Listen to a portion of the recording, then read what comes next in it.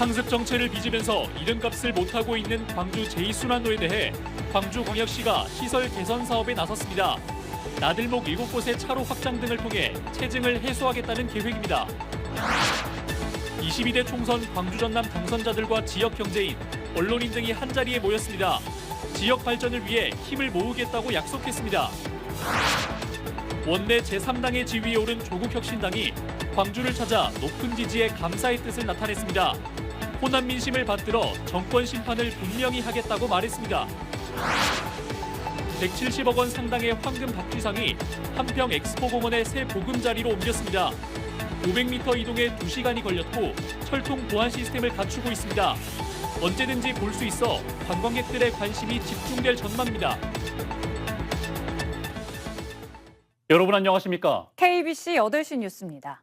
상습 정체로 이름값을 못하고 있는 광주 제2순환도로에 대해 광주광역시가 시설 개선 사업에 나섰습니다. 나들목 7곳의 차로 확장 등을 통해 교통체증을 해소하겠다는 건데 공사를 끝내고도 개통하지 못한 지산 IC도 내년 말이면 이용할 수 있게 됩니다. 자세한 내용을 정경원 기자가 정리해드립니다.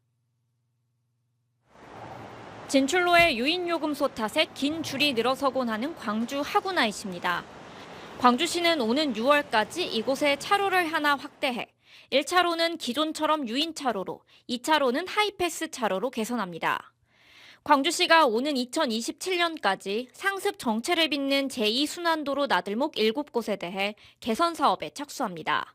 전체 사업비 459억 원 규모로 투입되는 예산에 비해 교통 체증을 해소하는 효과가 크다는 판단 때문입니다. 가장 주목을 받는 곳은 혼잡이 극심한 지원 IC입니다. 남광주에서 풍암 두암 방면으로 또 화순에서 풍암 두암 방면으로 4개 방향이 엇갈리는 만큼 내년까지 교량 신설과 확장, 차로 확대를 통해 체증을 해소할 계획입니다. 현재 노대동에서는 진입만, 진월동으로는 진출만 가능한 진월 IC도 내년 하반기에는 양방향 진출입이 가능하게 됩니다. 지난 2021년 만들어졌지만 위험성을 이유로 개통하지 못했던 지산 IC의 경우 진출로를 우측으로 바꾸는 공사를 이르면 오는 6월 착공해 내년 말 개통하기로 했습니다. 지산에서 두암 방향 진입로는 지산유원지 개발 사업과 연계 추진합니다. 광주 교통의 중추적인 역할을 맡고 있으면서도 상습적인 교통체증으로 지적을 받아온 제2순환도로가 나들목 개선 등을 통해 이름값을 할지 주목됩니다. KBC 정경원입니다. 광주 군공항 이전과 관련한 소음 대책을 논의하는 토론회가 내일 무안에서 열릴 예정입니다. 광주광역시와 전남도, 국방부 등 7개 기관은 오후 2시 무안 초당대 국제회의실에서 광주 민간군공항 이전 시 소음 대책 마련 토론회를 열어 군공항의 무안 이전 시 전투기 소음의 영향 범위에 대한 조사 결과를 발표합니다. 이들 기관은 이와 함께 소음 피해에 대한 대책과 이전 지역에 대한 지원 방안 등도 논의합니다. 22대 총선 광주 전남 지역 당선자들과 지역 경제인들이 처음으로 얼굴을 마주하는 행사가 광주에서 열렸습니다. 새로운 체제로 재편된 지역 정치계와 경제계가 상호 협력을 약속하면서 광주 전남에 산적한 현안들도 해결책을 찾을지 관심입니다. 박성호 기자의 보도입니다. 광주 전남! 22대 총선 광주 전남 당선자들과 지역 경제인, 각 행정기관 수장 등이 한자리에 모였습니다. 광주 상공회의소는 신임 회장을 포함한 지역 경제인들과 광주 전남 국회의원 당선자 18명의 상견례 자리를 마련했습니다. 서로 당선을 축하하는 덕담이 오가는 분위기 속에서 정치계와 경제계 모두 지역 발전에 힘쓰자는 데 뜻을 모았습니다. 여기 계신 공직자들, 언론인들, 또 기업인들 모두가 관심을 가질 때 그게 성사될 수 있다고 생각합니다. 이사 오고 싶은 곳, 그런 곳을 되는 마음 외에는 다른 바람은 없습니다.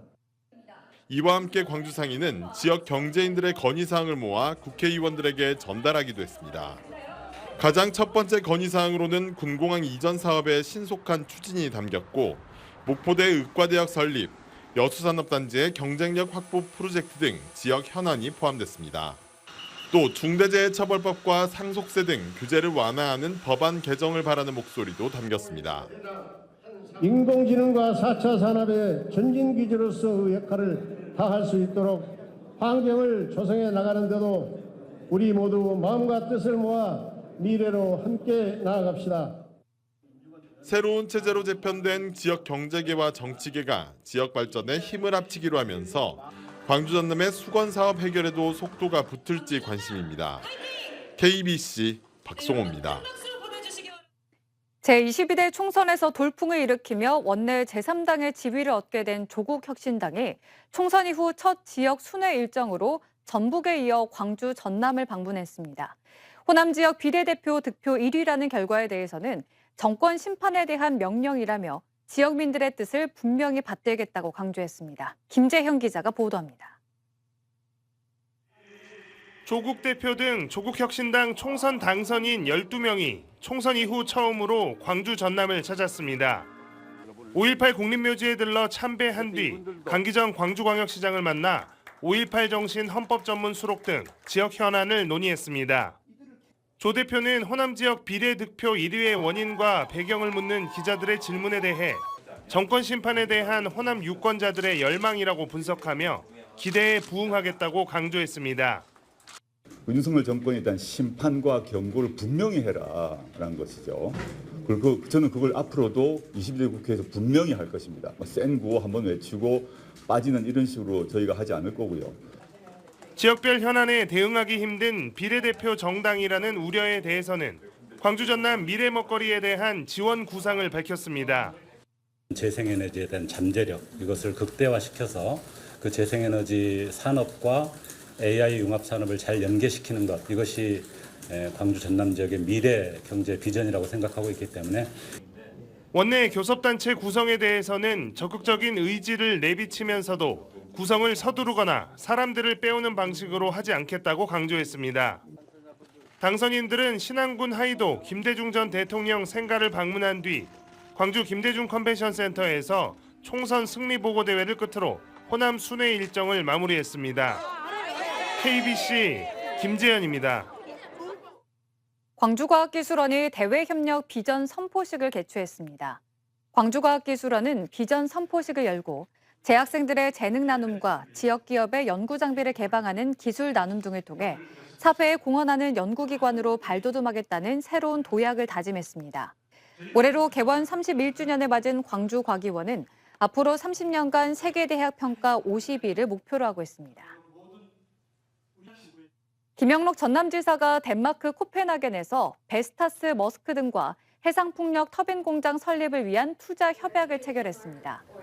전남과 투자 협약을 맺은 이들 기업은 공동으로 약 3천억 원을 투자해 목포 신안 항만 배후단지 20만 제곱미터에 2027년 양산을 목표로 연 최대 150대 생산 가능 시설을 건립하기로 했습니다. 이번 협약으로 목포 신안과 해남 허완산단을 연계한 해상풍력 산업 클러스터 조성은 더욱 탄력을 받을 것으로 기대되고 있습니다. 광주광역시의회가 노희용 광주문화재단 대표 후보에 대한 인사청문회를 실시했습니다. 광주시의회 인사청문 특별위원회는 오늘 청문회를 열고 시민문화 향유 확대 방안과 예술인 지원, 직원복지 향상 등의 운영 과제에 대한 노 후보의 계획을 집중 검증했습니다.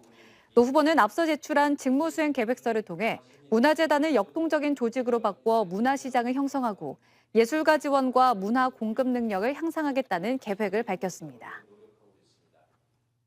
한평군의 황금 박쥐상이 다시 세간의 관심을 받고 있습니다. 2005년 제작 당시 순금값으로 27억 원이었던 황금 박쥐상의 몸값이 금값이 천정부지로 솟으면서 지금은 170억 원이 됐는데요.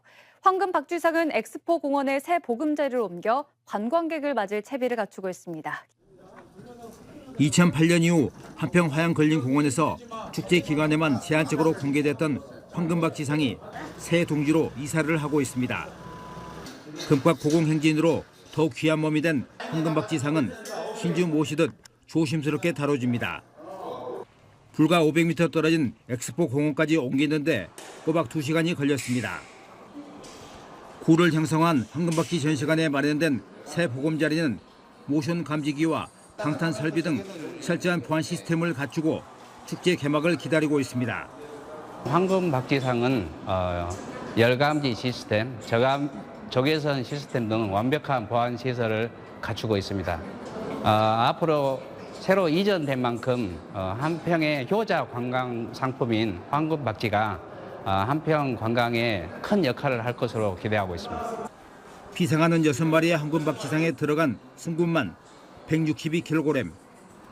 제작이 시작된 2005년 27억 원이었던 금값이 지금은 6배 이상 올라 170억 원을 넘을 것으로 추산되고 있습니다. 이처럼 몸값이 치솟는 황금박쥐상이 연중 현시될 예정이어서 주민들도 기대에 부풀어 있습니다. 실은 여기 축제장 와서 거기 가려면 좀 힘들어서 많이 안 가고 포기했는데 여기 이쪽으로 내려와가지고 상시 개방도 한다고 하니까 너무 좋은 것 같아요. 그리고 황금박쥐의 이 좋은 기운을 받아가지고 지난 2019년 3인조 절도미수 사건을 낳았던 황금박쥐상은 금값이 폭등할 때마다 세관의 화제를 모으고 있습니다. 16년 동안 봄가을 축제 기간에만 공개됐던 황금박쥐상이 한평나비 대축제가 열리는 26일부터 일반에 상시 공개됩니다. KBC 고익수입니다. KBC 고익수입니다. 6.25 한국전쟁 당시 경찰로부터 학살당한 희생자 유족에게 국가 배상 판결이 내려졌습니다. 광주지법 민사 12 단독은 1951년 전남 광산군에서 좌익으로 몰려 경찰에게 끌려가 살해당한 희생자 A씨의 유족들이 국가를 상대로 낸 손해배상 소송에서 불법 행위를 저지른 국가는 원고들에게 위자료 1억 4,400만 원을 배상하라고 원고 승소 판결을 냈습니다.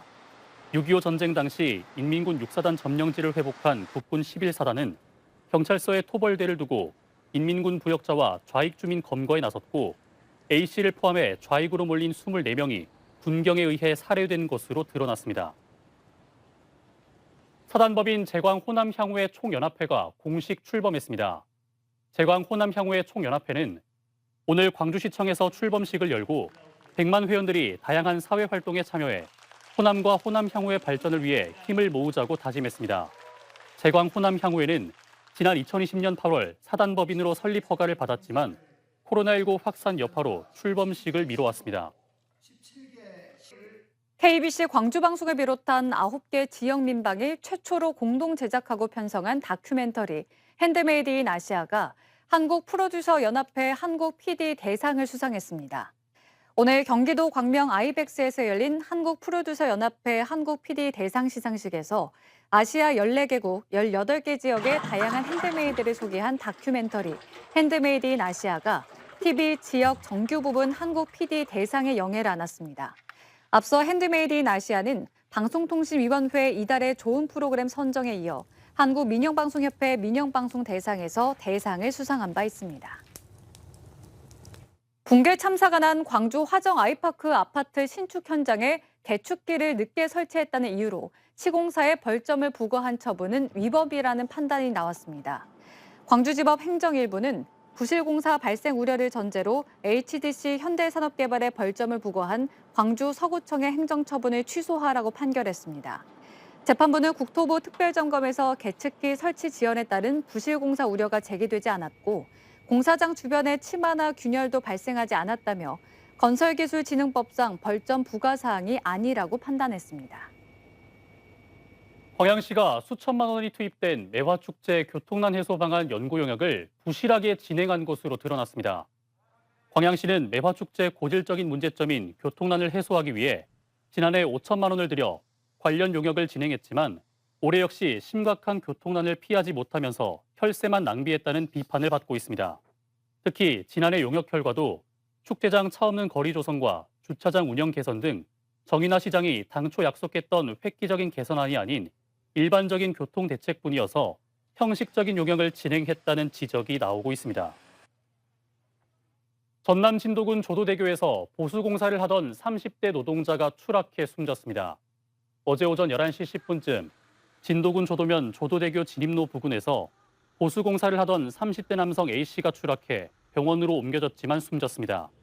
경찰과 노동당국은 현장 관리자와 동료 등을 상대로 안전수칙 준수 여부와 정확한 사고 경위를 조사하고 있습니다. 지난 겨울 일조량 감소에 따른 농작물 피해를 14년 만에 재해로 인정받은 전라남도가 불합리한 보험제도 개선을 정부에 건의했습니다. 전라남도는 기후변화의 영향이 일상화되고 있는데도 재해보험은 기상특보를 근거로 적용돼 불합리한 측면이 많다며 시설재배 작물보험금 지급 기준 완화를 요구했습니다. 또 평년 대비 25% 이상 일조량 감소 시 재해 인정기준 마련 등의 제도 개선도 건의했습니다.